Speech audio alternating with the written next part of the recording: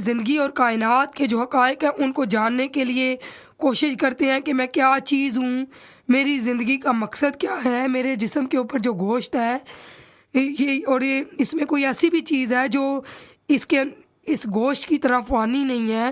اس اتنی بڑی کائنات کا مقصد کیا ہے، یہ کس طرح وجود میں آئی، کیا یہ ہمیشہ سے ہے اور ہمیشہ رہے گی، یہ کائنات خود بخود بنی ہے یا اس کو کوئی بنانے والا ہے۔ بعض لوگ کہتے ہیں نا کہ ایک انڈا پھٹا اور کائنات جو ہے وہ وجود میں آ گئی، تو پھر سوچ لو جو صاحب شعور ہوتا ہے وہ کہتا ہے کہ میں کیا ہوں اور میرا جو ہے وہ اس کائنات سے کیا لنک ہے۔ تو یہ کچھ سوالات ہیں جو ہر دور کے انسان جو ہے وہ صاحب شعور جو لوگ ہوتے ہیں ان کے ذہن میں آتے ہیں، کیونکہ جنہوں نے غور و فکر اور تلاش حق کو اپنی زندگی کا مشن بنایا ہوتا ہے۔ قرآن پاک میں کئی جگہ ہے، کیا تم عقل نہیں رکھتے، افلا تعقلون، افلا تتفکرون، افلا تذکرون۔ مطلب یہ ساری چیزیں وہ لوگ ان کو اس دور میں جو غور و فکر کرتے ہیں ہم ان کو یا عالم فلاسفر کا نام دیتے ہیں یا پھر سائنسدان کا نام دے دیتے ہیں، لیکن یہ جو لوگ ہیں سائنسدان ہیں یا فلاسفر ہیں، ان کے جو مشاہدات ہیں نا یہ تجربے پر مشتمل ہوتے ہیں۔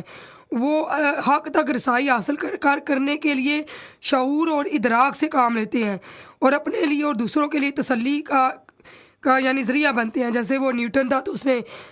سیب پکڑا تو اس نے کہا اس میں تو گریوٹی بھی ہے، یعنی زمین میں گریوٹی ہے کہ زمین اپنی طرف کھینچتی ہے۔ ہم لوگ کیا کرتے ہیں، ہم سیب کو پکڑ کے کھا لیتے ہیں، ہم کہتے ہیں یہ کھانے کے لیے بنا ہے تو ہم اس کو کھا جاتے ہیں۔ میں ایک بات کر رہی ہوں کہ یعنی ہمارا غور فکر کرنے کا اس طرح انداز ہی نہیں ہوتا۔ جو چیز دیکھیے ہم سوچتے ہیں کہ یہ جو چیزیں ہیں یہ صرف کھانے کے لیے ہیں یا یہ چیزیں اس طرح بن گئی ہیں، لیکن ہم اس کے اوپر غور فکر نہیں کرتے ہیں۔ کوئی شاعر ہے، کوئی فلاسفر ہے، کوئی سائنسدان ہے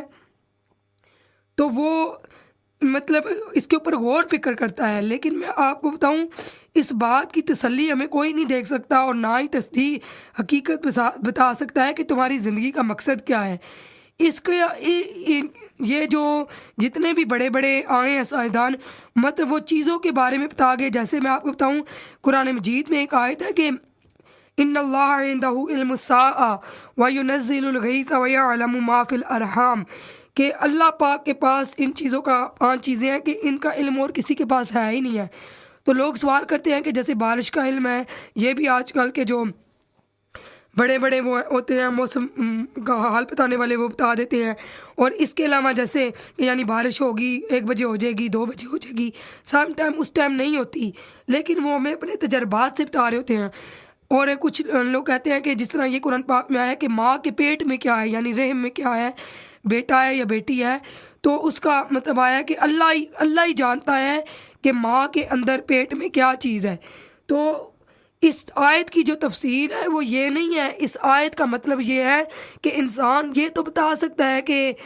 گرل ہے یا بوائے ہے، لیکن کوئی ڈاکٹر یہ نہیں بتا سکتا کہ اس کا نصیب کیسا ہوگا، اس کی زندگی کتنی ہوگی، اس نے کیا کھانا ہے دنیا میں آ کے، اس کا کھانا پینا کتنا لکھا ہوا ہے۔ تو یہ ساری چیزیں اللہ رب العزت نے اپنے کنٹرول میں رکھی ہیں کہ بچہ جب 4 مہینے کہتے ہیں نا 4 مہینے کا ہوتا ہے تو اس وقت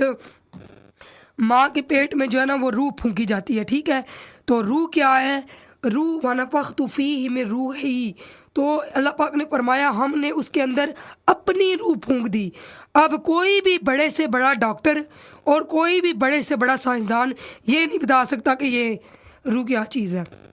جیسے بچہ اندر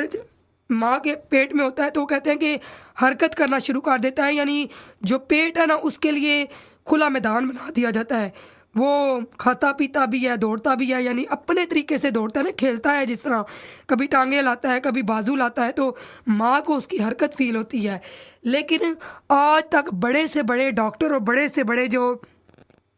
عالم ہے وہ اس چیز کو بتانے سے قاصر ہیں۔ سائنس اس چیز میں فیل ہو چکی ہے کہ بچہ یہ جب بن جاتا ہے تو یہ کیسے ہلنا شروع ہو جاتا ہے، یہ آج تک کسی کو نہیں پتہ۔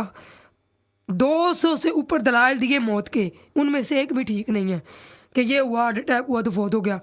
سانس ایک سانس ہے، جیسے ہی سانس کا رشتہ انسان کا جسم سے کٹتا ہے تو بس گال ختم، بات ادھر ہی ختم ہو جاتی ہے۔ تو یہ روح جو ہے نا یہ اللہ پاک کا ایک لطیف امر ہے، اس کے بارے میں کوئی بھی نہیں بتا سکتا کہ یہ کیا ہے، یہ اللہ پاک نے کا امر ہے، اور اللہ تعالیٰ نے قرآن پاک میں بتا دیا ہے انسان کی ابتدا سے لے کر اس کی انتہا تک، اس کی پیدائش یعنی ماں کے پیٹ میں کیسے بنتا ہے، نطفہ ہوتا ہے، ایک